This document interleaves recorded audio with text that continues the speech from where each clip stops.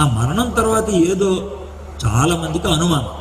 కొంతమంది ఏమంటారు తెలుసా, ఏముందో మనకు తెలుసా, దాని గురించి చింతించేది ఏముంది, మనం తినాలి, తాగాలి, సుఖించాలి, అనుభవించాలి, అయిపోయి. ఇది కొంతమంది వాదన. వీళ్ళు ఏమంటారంటే తిరుగుడు బ్యాచ్. వాళ్ళకి ఒక గురి గమ్యం ఏముండదు. ఎందుకు బతుకుతున్నారంటే తినటానికి, తాగడానికి, అంతే. ఆనందించాలి బస్.